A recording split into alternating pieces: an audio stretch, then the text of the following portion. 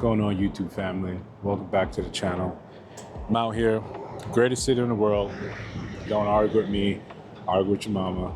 But here trying to talk to men about things that I think are really critical and important to our lives. And a lot of it comes down to how do we spend our free time? What do we do when we're overwhelmed? What do we do to set the standard? And that's what exactly it's about. What's your standard and why you need one? And by standard, I mean just a simple set of rules that you use to live and govern your life. When things get hard, when you're tired, when you're anxious, it doesn't matter because you got that standard to fall back on. Think about it, it's just like a set of rules, a set of principles that you live by. So one of those that I believe in is competition, but competition really with yourself. That drive to be better than you were last week, last month, last year. I never want to find myself in the same position I was the year before. That's always my New Year's resolution. Just be better than I was before. So you hold yourself to such a high standard whenever you find yourself dealing with any type of issues, you always remember, I survived these things. I did these things to this level. So what do I have to worry about? So most worry is 90% of the things you worry about don't ever really happen. They just kind of stay there. You're borrowing worry from tomorrow over and over again. That's one of those things that I had to set aside. And part of that standard should be giving yourself grace when you kind of fall away from the things that you believe in that kind of made you who you were. So in my case, a little bit of story time. I'm a high drive individual, but that's when a lot of my life, it was when things were working well. And it was easy to be ambitious. It was easy to transform that drive into something, into that potential, into kinetic. But when life starts lifing, you start getting pulled in 34 different directions. Stuff gets harder. It gets easy to forget who you are. So that's when you sort of dig through the trenches and you remember, at a standard. Then your next job is to improve upon that. You always want to find yourself in a position where you're better. So I had to go revisit that standard. The easy example we can use is something like working out. I would get in phenomenal shape, abbed out, shredded, looking good, weak as hell in the gym, but I felt good, I looked good in clothes. I'd be that way for 2 weeks. It'd take me 4 months to get there, 2 weeks to let it go. And why was I yoing? Well, because my standard wasn't built to maintain that level of leanness. I'd get loose. I'd like me some sweets, some apple pie. I can go for apple pie right now. But the point is, I think it was maybe 2.5 years ago, I looked at my life and said, I didn't want to yo-yo anymore. Let me set the standard now. So it became very simple. I'm more consistent when I'm consistent in the gym, I'm consistent with a diet. So to punish myself, it's part of my standard, part of my way to get better, to always try to be better, is I was like, all right, let me get up at 4:30 in the morning. When I work out in the morning, I'm consistent.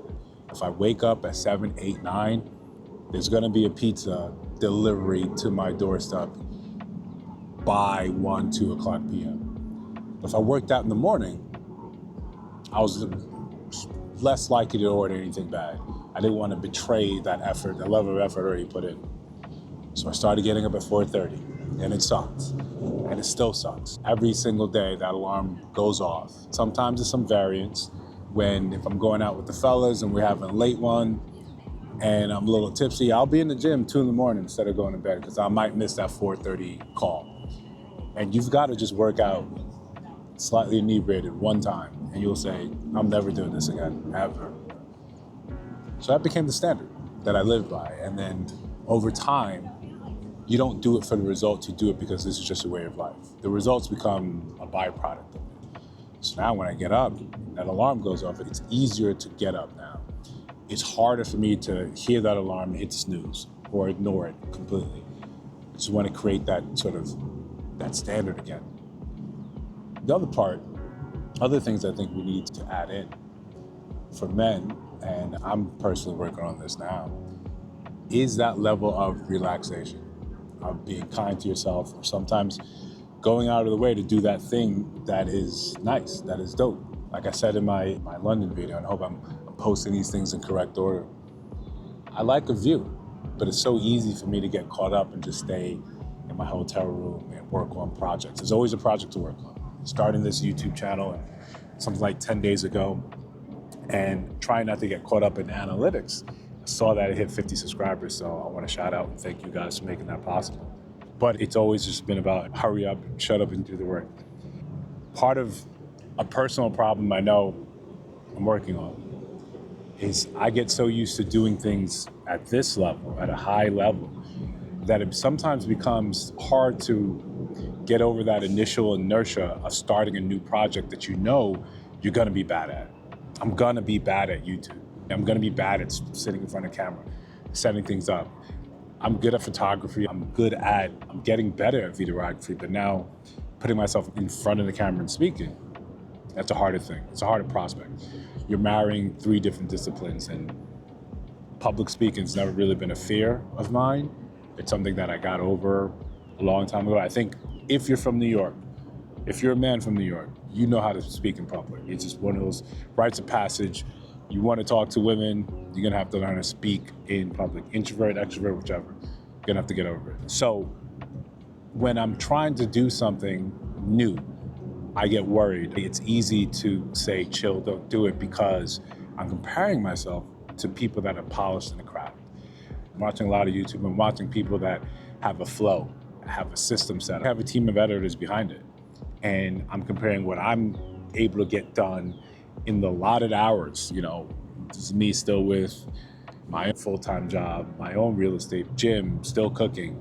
It's hard to compare myself to that, to look at that and say, well, you're not anywhere near there.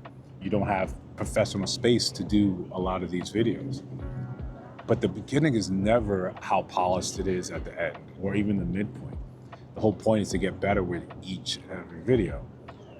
So part of the standard has to be giving yourself grace, giving yourself time to work on things, to work on projects, to be bad. So anything worth doing is worth doing poorly. So forgive me if I'm doing this poorly, but I'm putting in the effort every day. I'm exhausted in trying to juggle all the things, but I never really feel as exhilarated as when I'm in the middle of a thing I'm bad at, in that effort to make it better. That excites me. So personally, I need to set the standard of that activity, of marrying the different aspects of that right now here. Just enjoying this space and this time. Why not sit down and record a video with something that's kind of just been on your heart, been on your mind? Every time I'm taking like little notes of things I want to talk about on camera, things I think that might be interesting, might be worthy, taking the time to make it happen. Don't want to just be about reaction, to be about teaching and sending a message, creating a space where people can do the same. So part of that, in front of camera, badly or not, and telling a story.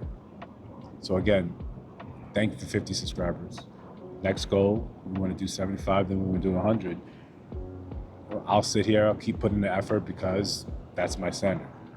Looking forward to hearing about yours. See you guys on the next one.